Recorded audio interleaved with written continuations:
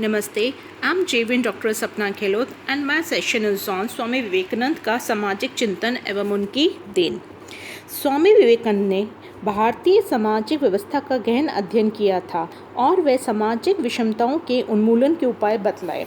वे वर्ग तथा जातिगत श्रेष्ठता के विचारों तथा अत्याचार का उन्मूलन करना चाहते थे, जिन्होंने हिंदू समाज को शिथिल, स्तरबद्ध तथा विघटित कर दिया था।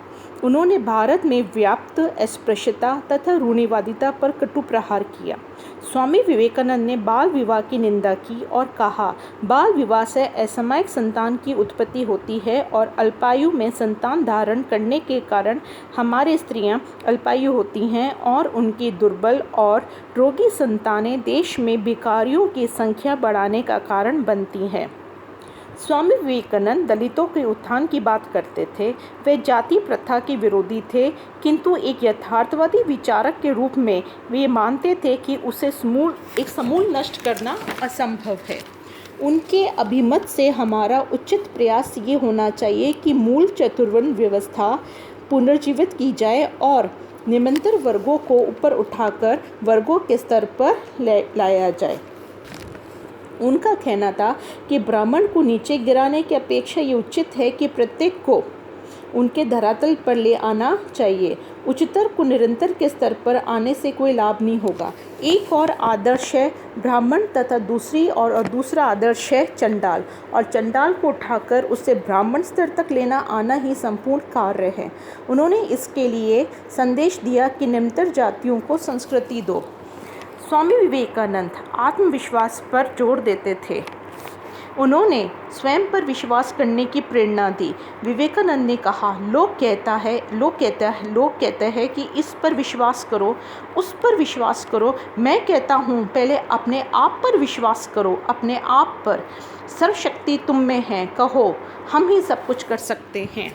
ये इनके सामाजिक विचार। अब हम इनके देखते हैं शिक्षा संबंधी विचार। विवेकानंद का विचार था कि भारत की दयनीय स्थिति का मूल कारण शिक्षा की कमी है।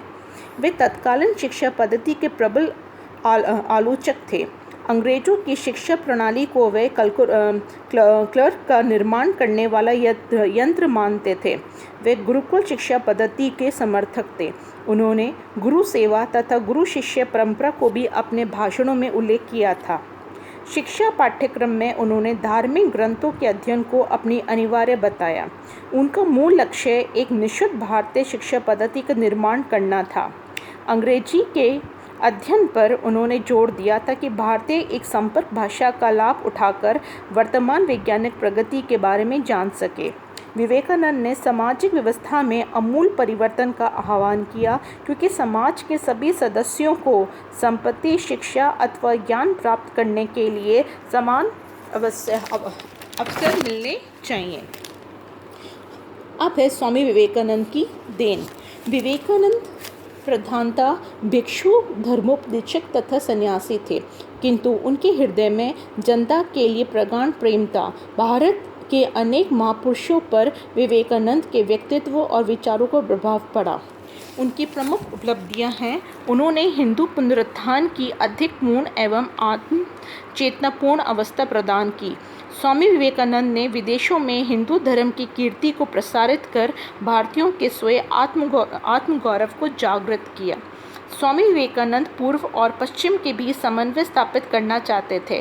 अतः उन्होंने हिंदू अध्यात्म तथा पाश्चात्य विज्ञान को वेदांत के विचारों और पश्चिम की सामाजिक व्यवस्था का प्रभावी समन्वय स्थापित करने का प्रयास किया। उन्होंने धर्म और विज्ञान के बीच सामंजस्य स्थापित करने पर बल दिया और इस बात पर प्रतिपादन किया कि इस सामंजस्य से ही विश्व का कल्याण निहित है।